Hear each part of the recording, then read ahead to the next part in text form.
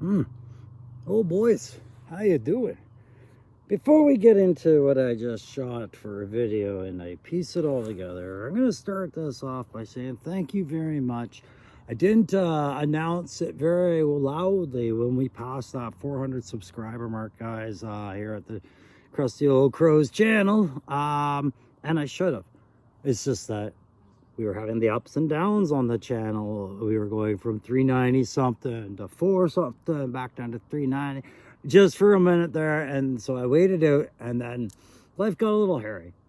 But I also wanted to start these shows a little differently. I'm trying to do different stuff with my editing. I'm having fun getting out in the wild, doing a little photography, and I'm trying to do this more, guys. So here's a little bit of a new format I'm doing for this particular tactical perspective review today. I'm going to show you a little story of the character in a photo arc. And then at the end, I'm going to show you another story with that character as an end state version, which you guys know is my own brain canon on a dystopian Joe setting. I'm going to show you another little quick photo story. And at the end, you're going to meet a new character I did. It's not me trying to slide into a review. You can just watch this review on Chuckles today. But if you stick around to the end, you're going to meet somebody else that from the Joe lineup that you maybe heard me hint I was working on, and you'll see them today. Anyways, let's get on with this video.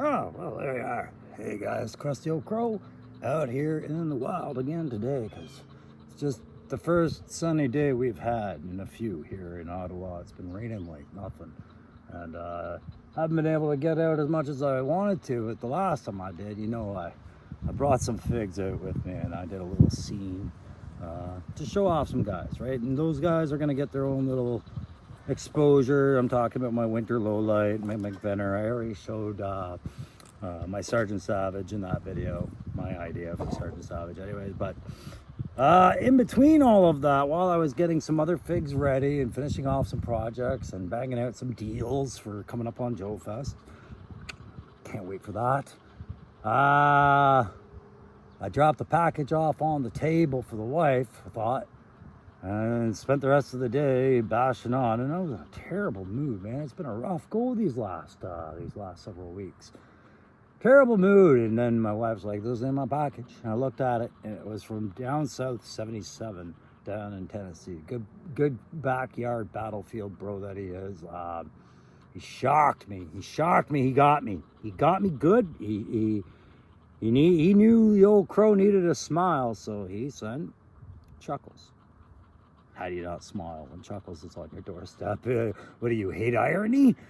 So yeah, that made my day. Definitely made my week. It was, you know, I'm not woe is me kind of guy. I acknowledge when I'm having a crappy week, and I was having a crappy week, and it was consecutive for a little while there. But good old DS, man, he got me good. He made me smile. He put me out of my bad mood, and I was just, I was awkward with appreciation. I was like, hey, where you go? You know, it's often that way, because it's not the gift, it's not the cost of the gift or what the gift was or the sentiment behind it that makes me awkward. It's the hassle of mailing shit to Canada when you're a good guy down in the States just trying to do somebody a good thing. it's always a nightmare, it seems. It's always something to do with the border agency or the post office bouncing it back, going, are you sure you wanted to send it to Canada? And then there's the exorbitant fees, and that's why I feel super awkward sometimes, because I'm just like, guys, it's not the same. When I mail it from Canada, yeah, there's fees, but it doesn't seem to be half the hassle. I don't know what's going on. So I always just kind of feel bad that people go to such lengths and then have unforeseen mailing circumstances. It's always that, that's always the story. But nonetheless, Chuckles shows up on my doorstep, and he was, I think, number 1 or 2 on the list of the top figures I was going to be hunting for at Joe Fest. I mean, like all the clear ones that we miss when you join the line around the 50, 60, 70 mark of the classified line. I missed what you guys missed, and I've been backtracking like everybody else. And thankfully, I've got a lot of good guys out there who've been big supporters of the channel and just great friends to talk to. And part of this backyard battlefield brotherhood that we're forging here with me down South 77, Aaron the Toy Answer, and we include Loki Wartooth in there, and we include all our common subscribers in there as well, right? Like our champions in the chat, like Woody, Shane, Triple C, Daredevil Dave, Gonzo, like Wraith Mace. Freak, I could go on, right? But with that support, I've been able to cross a lot of things off my list. But I was hunting this guy, and good old down South 77 said, "Don't hunt. You got this." And it just was over. And I've been slow to get to the review on him because he is a more impressive figure than I ever actually conceived of. When I realized I wasn't going to get this guy with these a long time ago, I didn't really explore the figure picks that much to see what all I was missing out on. I just knew I was missing out on this undercover guy. So let's get into a little bit about the undercover guy that is Philip Provost and where he falls in with the Joe team. But let's have some up close looks first.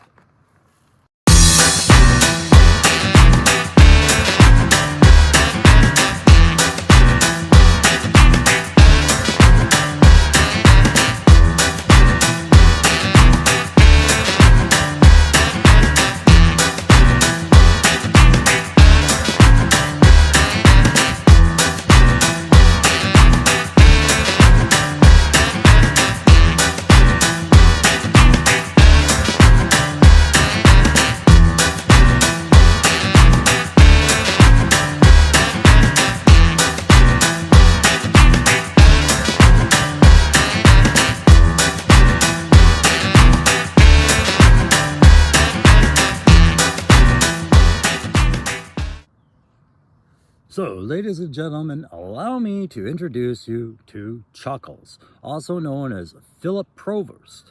His primary military specialty being Criminal Investigations Division, so CID, Charlie India Delta. Secondary military specialty is in intelligence, of course, right? The int ops, the guy's gathering all the int on the enemy. So clearly this guy is your spy, your espionage, your Miami Vice-esque undercover agent, right? He is born from Little Rock, Arkansas, and he is an E5, which I believe is higher than sergeant in the American ranks. I don't really understand those, but I believe that would make him equivalent to our Canadian warrant officer in this case. Chuckles has been undercover for so long that nobody is really sure who he actually works for.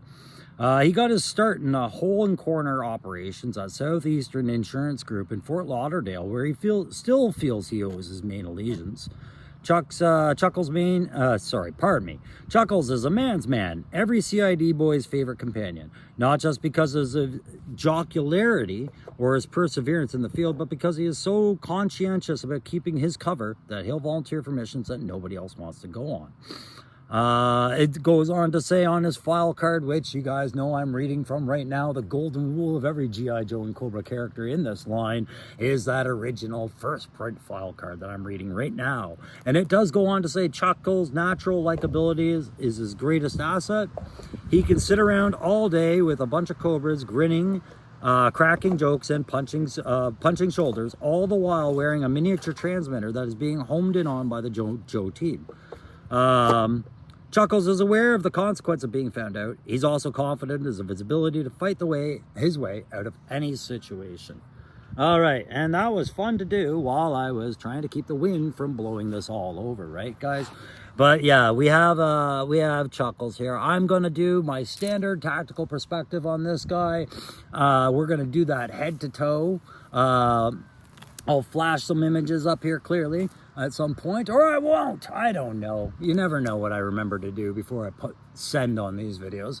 But then we're going to do that head-to-toe review, and then we'll give them, just for some fun, some gradings on a 1 to 5 level for playability, tactical sensibility, and perhaps some creativity or artistic and design interests. You know, what they did to make this character just great. So, thanks again, Down South 77. Here we go with the review on Chuckles. So I think it's important to note that the Chuckles box at number 75 in the series, it is synonymous with the Cobra Crimson Strike team, which I don't recall their number in the series, but I could look that when I open it up, or find out later, or put it in the comments or something. But these two boxes both tell one story, right? And it's the story of Chuckles stealing the blueprints and the design plans for the Crimson Bat, which was being released later in the line to supplement and bolster the Crimson Guard forces that the Crimson Strike were now making more desirable on the toy market at the time, or so Hasbro was gambling. And I think that gamble paid off. I think they sold enough of the Crimson Strike team. That Baroness was a piece of art. Tomax and Zaymont really wasn't. I found them inconsequential. Really, I think I paid the $90 for a Baroness and 2 bodyguards more than anything. But inside the box, we got the story of Chuckles kind of getting the better of them, right? So the box was great. It had the magnet. It was done up like the briefcase. And we see the Extensive Enterprise logo on one side and the Cobra logo on the other, of course, right? Just like with Chuckles accompanying kit box, that's the mirror there. So we got that shout out on the go there. And I do have little pieces of kit in there I gotta make sure that I don't drop. But before we look at Chuckles' box, we'll just put all that up there. We'll have a quick reminder of what was inside as far as that story goes with the Crimson Strike. So you saw a close-up more of that infuriating look on their face, right? Which is mirrored right there in the Chuckles set. So there they are. They're all really ticked off. And Chuckles is like, ABC, I got your plans, Audi, you know, all the typical sayings from 20 years ago. But that was done up as a briefcase, a radio transmitter briefcase. It had gold inside and everything like that. And you can even look, 20.70 megahertz. And he is transmitting to them on 20.70 megahertz. This is the close-up, I think, of his watch piece, or not a watch piece, his comms. You know, so that was kind of really cool that the storytelling carried on over there. And it does even carry on onto his watch later, which we'll get into. But great little piece of storytelling to mirror it. And then we had the gold bars, the money that they usually carry to close out the deal. And yeah, that was the end of that part. And I don't recall what the number was for this set. I'm gonna have a quick look at that other one. I do like how they have the Tomax Zaymont combo lock on that. I want to say it was 111, but I don't think I really know what. Maybe it wasn't even a numbered set. I don't know. Regardless, this isn't about the Crimson set. This is about these guys. Or this guy, Chuckles, pardon me. Jeez, this wind is picking up. I've got to salvage one of my most favorite pieces of litter. But that story, again, like I was saying, carries on onto this box, but it goes into greater definition of what Chuckles did to piss them off so much, right? So we got our picture. He's got their briefcase full of gold, and they're up on the transmit. He's screwed them over. This is the scene that we're dealing with when he turns his back and walks away, as per what was going on in that box, right? Over here, just a reminder, we'll just put that up. That's what they're seeing, because that's what he's doing. But now, you know, he does have the Walkman and the headphones on and that. He doesn't have them here. But great little piece of storytelling. Love it. Moving on. there he is holding that bat file, and he's getting picked up by a Coast Guard-esque chopper. It's interesting that it's not the Dragonfly or some other Joe vehicle coming to pick him up, but fine. You know, he is working espionage with multiple agencies, but he's got his briefcase. He's going to slap that file in there. But you can see he's had to fight his way out. It didn't go, you know, 100% great for him, and I love that detail. A lot of guys enjoying this look of Chuckles alongside a little fist fight with Big Boa and stuff like that. So good to go there. But there's the story of him grabbing that file, and then he comes under a hail of gunfire from these bats. So he uses the briefcase to defend himself from the bats, and they're bouncing bullets off it left and right? And then he manages to take quite a few of them out on the way out, just brawling, smashes through the window. This is typical Chuckles, where cars waiting and he's out. And I love that little box storytelling on this. Overall, the back doesn't waste a whole lot of space, but you can see extensive enterprises in the what looks like, you know, heat wiring or whatever it is. Just the design of the back of the communications device that he's going through right now. With there you go. And again, Hasbro can't get away from those QR codes, so I haven't looked at that one. But it doesn't show any PCFs on this one, I don't think. No primary combat functions, which they normally throw in with every other Joe. I don't know what the espionage icon is, and maybe that's the point. Maybe we're not meant to know what his PCFs are because he's so deep undercover. But that's the box you got it in. I did show you the two-sided Cobra Extensive Enterprises kit box that he comes with. We'll have a look at the kit in a moment. And then these were two of my more favorite pieces, really. I loved that if they weren't going to give me the black and white art pieces that are now so finite in numbers, with the Joe collection, now that they're gone again for the plastic packaging, this was great. I love this little piece. I'm thinking I'm still going to add that to my collection of the black and whites somewhere off to the side or perimeter of it, just to draw the eye, because I can't just hide it in this box, can I? Although the box is glorious. Oh, I probably should hide it in the box. Anyways, I even loved ganging onto this. You know, you didn't get the Joe Cobra logo, you got this. And it all just matches the Chuckle vibe. So, hey, speaking of the Chuckle vibe, before we get into that head and toe, and before I show you that kit, if you guys like my reviews on guys like Chuckles, or the characters that I come up with for my custom sides, or the vehicles, or every now and then when I get back to talking theories and Joe interest stuff, please hit like, share, subscribe, get those notifications. It's all free. And you know, I love having you guys with me on this journey of, you know, after retirement from the military. Who am I? Well, guys, I'm a Joe toy tuber, and I've just accepted that, and that makes me a happier person than just being a retired veteran with too much time on my hands. So you'll see more and more as we go on, especially once I get back from Joe Fest with other interesting characters to do reviews on. But let's have a look at Chuckles' kit, and we'll get back to my my whole like, share, subscribe thing. I'm sure a few times in the videos, as I always forget to do it until the end. I wanted to make sure I got it done now. All right, let's have a look at his kit. All right, well, the first piece of kit I want to show, and I'll do this with my little pinky finger, is that beat up head that we get with Chuckles, the bruiser with the chipped tooth, the missing tooth, you know, the hockey fight face. Still good, sweet flow hair. Love this little sculpt.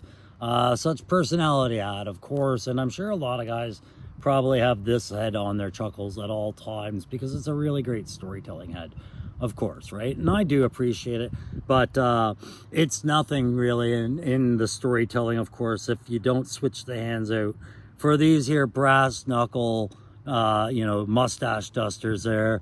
I loved this. I was not tracking that he had this in his kit. He would have still been as high up as he was on my list, but I would have been really passionately upset not finding him in my collection. I love having a character with brass knuckles, and it makes perfect sense for a guy like Chuckles to fight dirty and just dirty, right? And now you know how he was able to maybe knock a bat, you know, kind of senseless and do some damage, I guess, you know, brass knuckles. That makes sense. So I love that. Those are going in his hands at several points for several photos at some point, I'm sure. If not today, then later. But we've got that head. We'll put that off to the side. In fact, what we also got here is we've got a device, a Walkman, that we're going to talk about later. But you'll have to note, you just got to have a little note for you 80s kids like old Papa Crow here. Soundwave. You know, it's that cassette player from Transformers Soundwave.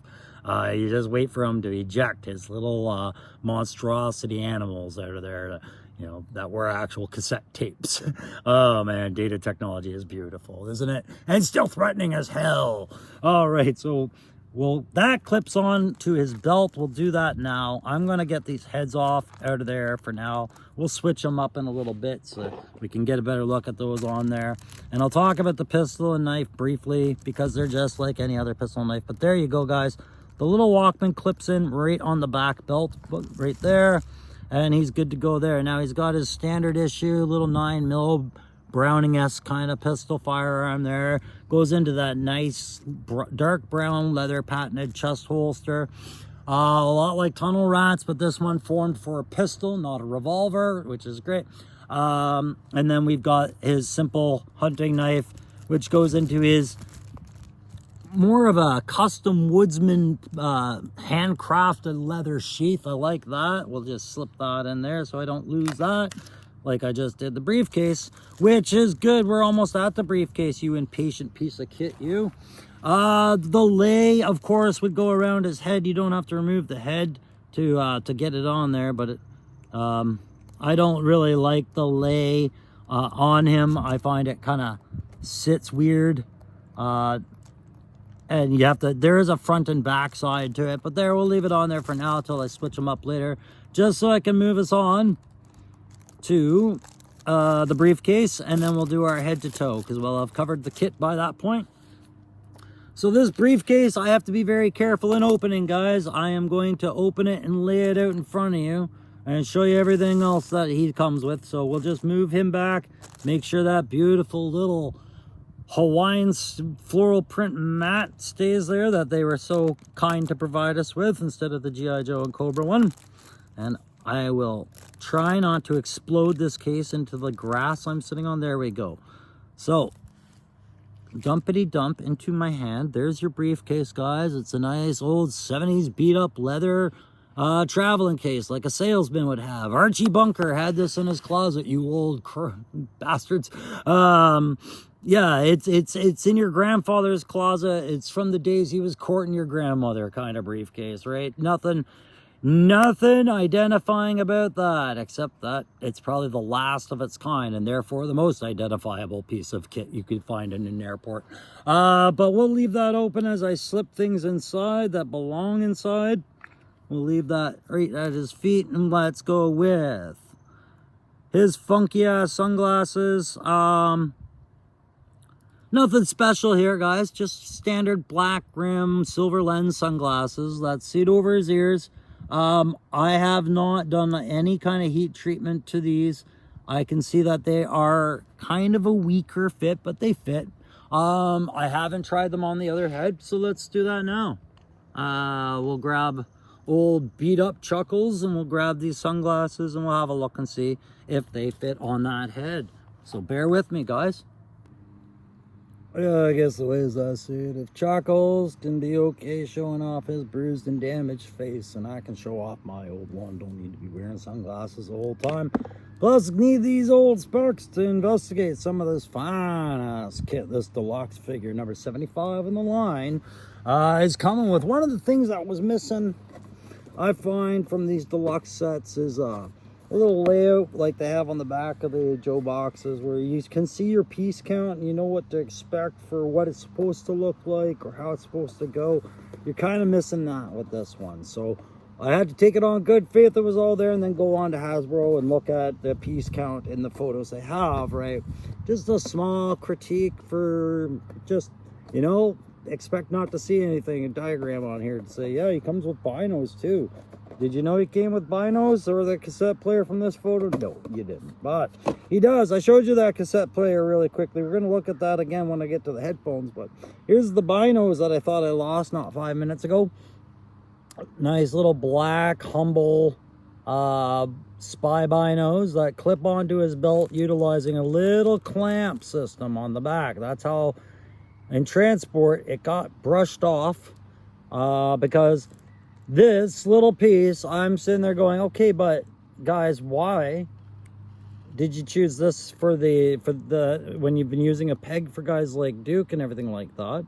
And also, if you had that in your arsenal for utility clip systems, just utilizing this open clasp right there, wouldn't that have been great for Shockwave or Mutt's batons to slip into? Just that. You can't tell me that cost a whole lot to do on a spot on a belt.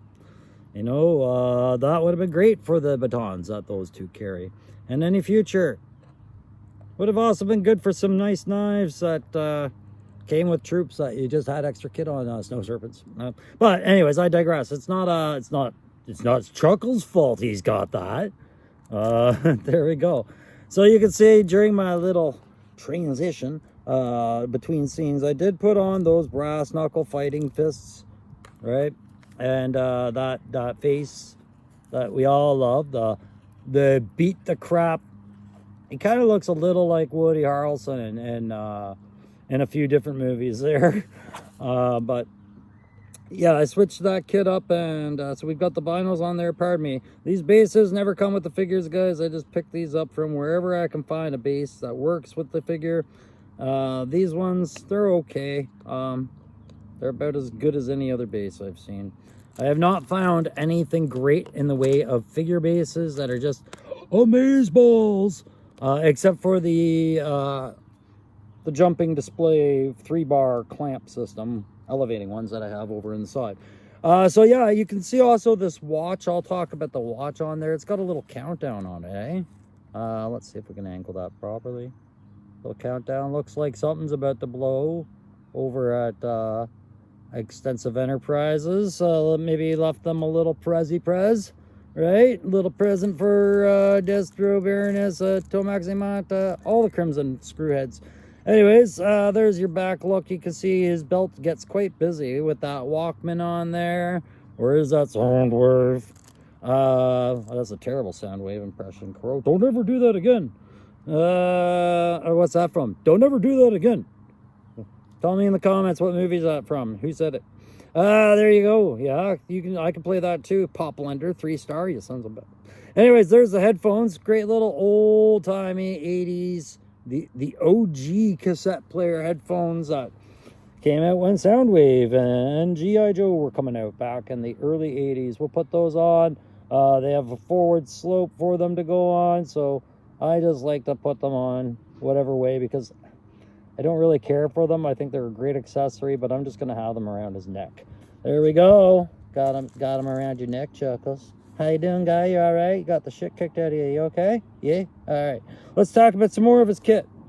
Handcuffs. He got some handcuffs he can do on himself, or he can do anything. But of course, you'd have to be able to detach the wrists of the guy you're arrested in, right?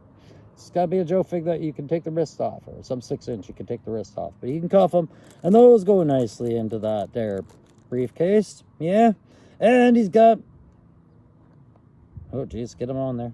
Get him. Broken handcuffs. So he can wear them and have escaped, or his guy could have escaped. But yeah, broken linked handcuffs. Again, same idea. You got to take those hands off that wrist, slap them on there. That watch is an accessory that will fall off the wrist. It is loose on there, so it goes on there the same way the handcuffs do. So there you go, guys. Just be aware when you pop off your Chuckles wrist when you get this guy, if you don't already have him. Watch out for the watch. Watch the watch. Testicles, spectacles, wallet, and watch. There you go. I already talked about them sunglasses. They go nicely in the briefcase, don't they? Sure do. Did I? That's somebody else's pistol. Oh, I know whose that is. That goes over here. Okay. briefcase file folder. All right, let's see if we can do that and close it in, and you can see there's the Crimson Bat that they're all so concerned about over at Enterprise that Chuckles now has the file for. So all plans are foiled. So it's very important they beat the daylights out of Chuckles. I don't know, why didn't they just kill him? Why doesn't anybody ever die except when the Saw Viper pulls the trigger? We'll do that. There you go. Ta-ta-ta, ta-ta-ta. I'm just kidding. There's lots of deaths in Joe Comics. It's just not a lot of continuity to any of it. I'm finding that out as I've been diving in and reading different titles at different times and just seeing who handled Joe properties how, right? So last trigger hands, all that stuff there. And then there's the lay. I talked about all the kits. So the head to toe, guys. This head is a fine facial sculpt, but it's your typical, nothing fancy here. There's, if you know, aside from the flow at the back, if I were to take this head, I could put it on anyone. You wouldn't know that was so much Chuckles. I don't know. I don't know if you would, right? If we gave it a haircut or change the hair color, right? Just your typical Joe sculpt head. This clearly is Chuckles laughing, although he's gotten the daylight speed out of him. He, you know, this is what you equated it to, just like on the box. But it's not the head that makes it so much as it is that flower shirt, is it, guys? Isn't it? You know, back in the day, the original, this was a homage to the original in that he had the floral print shirt and just, he looked civilian in a series of war toys and terror toys. Like Cobra and Joe looked like two armies at war with a uniform competition on the go too. Everything was a uniform or a costume of some sort. And then in walks Don Johnson here. And it's too bad Don Johnson opted to do the voice of Falcone, because I think he pretty much was a lot of the inspiration to Chuckles in some way, along with Magnum PI, of course. This is what we get, right? I think, yeah, Don Johnson, you know, this reminds me of Harley Davidson and the Marlboro Man meets, who did I just say before? Magnum PI, right? So, the head sculpt, I'm not going to talk too much on that. I think it's a great head sculpt, very unique, and, you know, not unfortunate, but one of a kind, and it's got its own story, and it's not a great story for Chuckles usually. I mean, he had to really work hard to get that smile, right?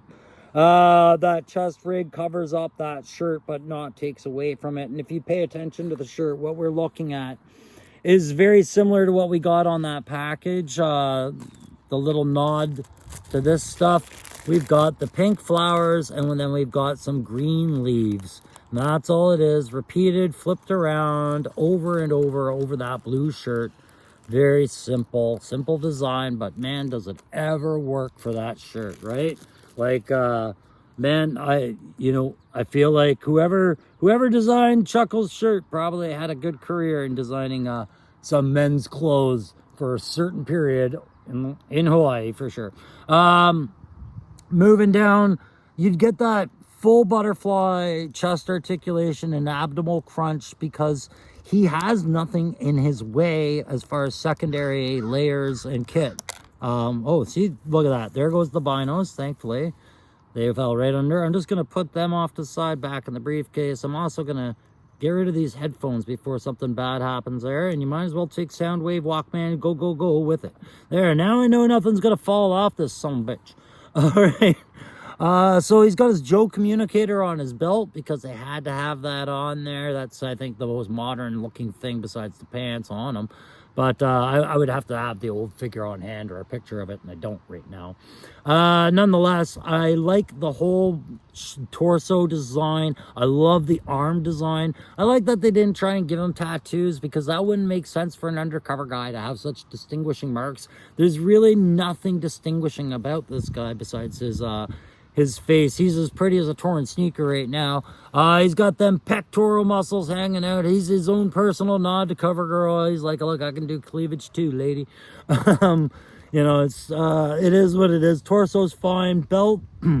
I talked about this belt system.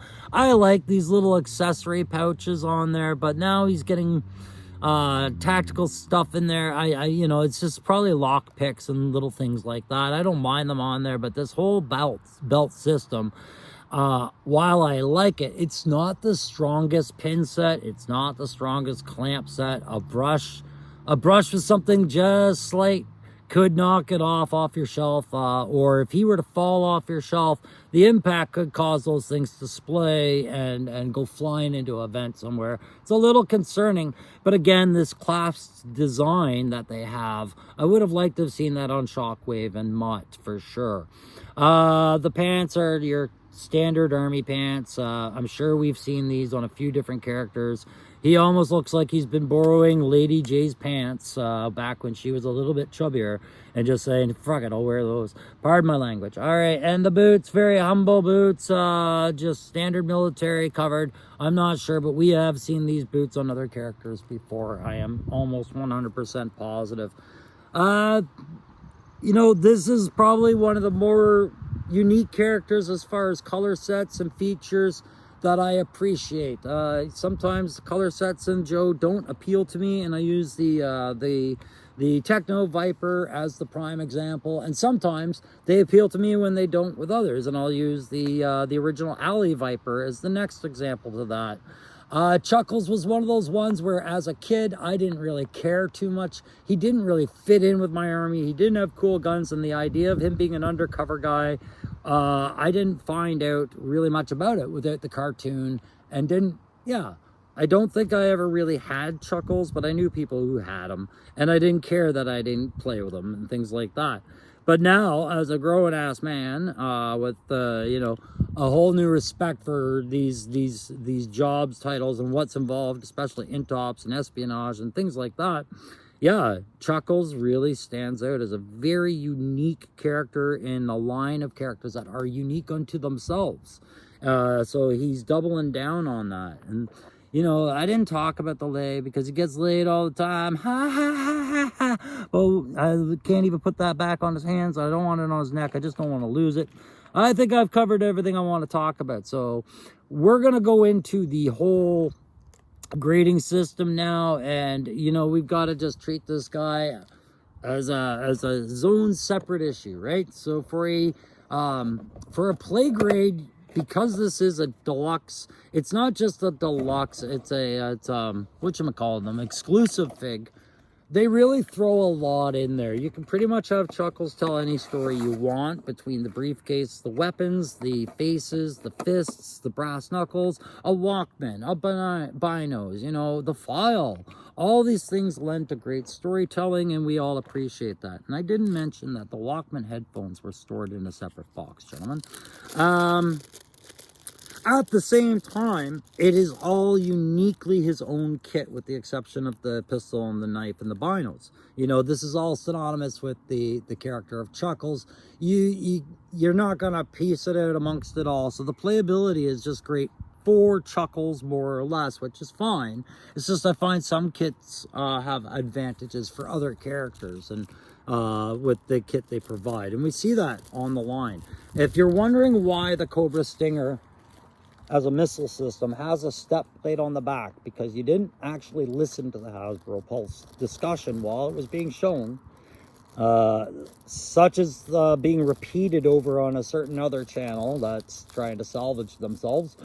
It was said out loud, we did this so that if you had the vamp, you could switch it over to the vamp. It's also understood that these little turret pieces are things that people like to swap out with aftermarket parts from companies like Gridiron or 3D printers, right? So yeah, the step plate for the Stinger, that's why it's on there. And so when we get into this line, what we should be seeing more of is kit reparation. Pieces of kit being included every now and then to set the standard better for something.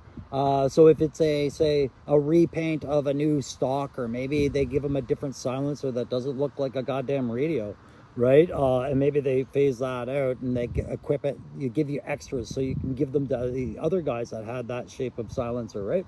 You do start doing kit corrections like that. I don't think they'll ever do it, but every now and then you'll get a little piece of extra kit that benefits someone.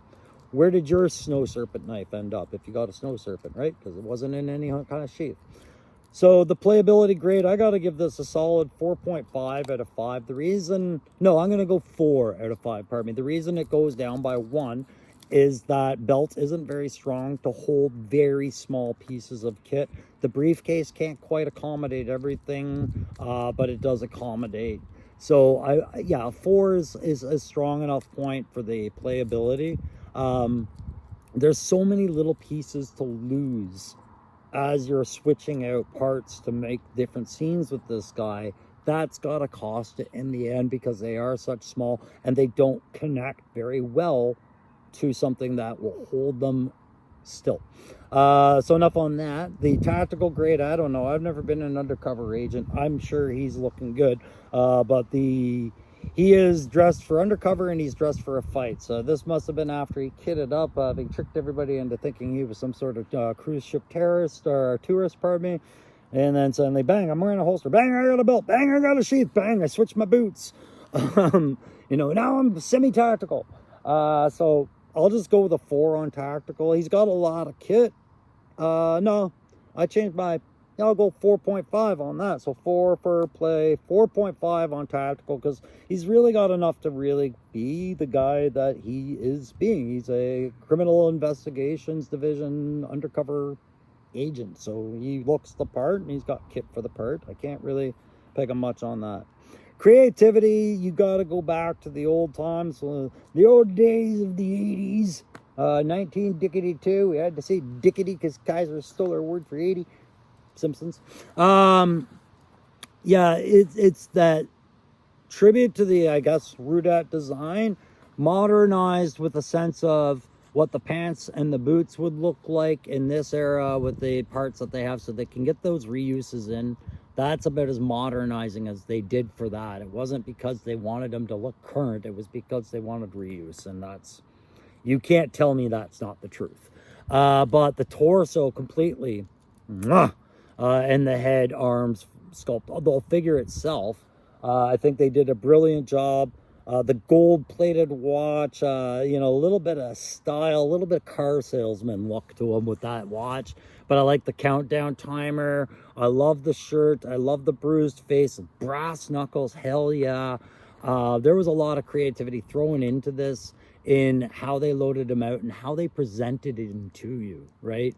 Whether I liked how they loaded out that stuff by belt clips and maybe a bit too shallow of a briefcase, I would say, for everything, is here nor there. I think creatively they attacked this very well and did a stellar job. I'll go a solid 4.5 on that as well. So 4 for play, 4.5 for tack, and 4.5 for that creative je ne sais quoi, right? So I don't know what that is. Anyways, that's gonna do it up for our Chuckles review. If you guys agree, disagree, think I missed anything, think I didn't speak highly enough of him or low enough of him, if your opinion is contrary, you make sure you hit that like and then qualify yourself with a good argument in my comment section.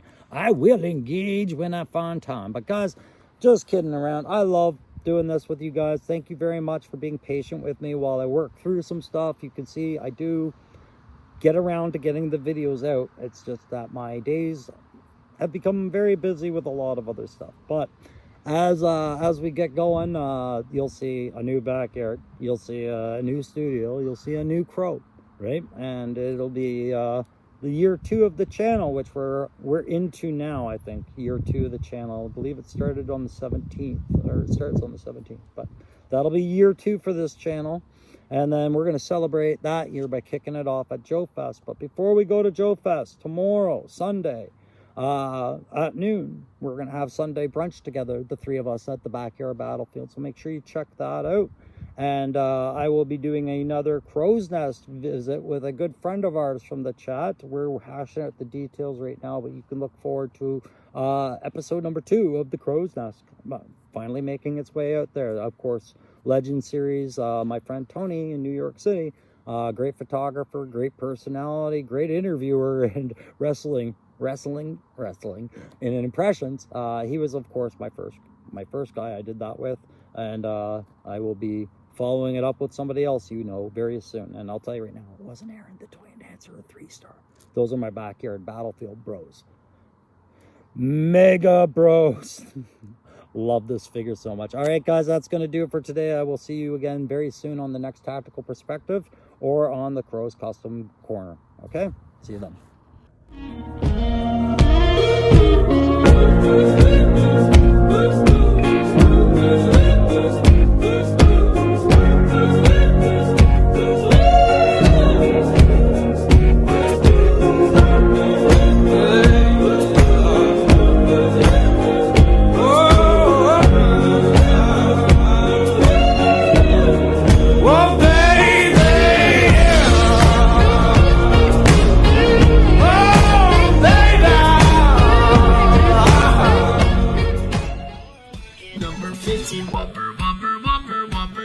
Double, triple whopper, flame grilled taste with perfect toppers. I roll this day, lettuce, mayo, pickle, ketchup. It's okay if I don't want that impossible. Bacon whopper, any whopper, my way, whopper,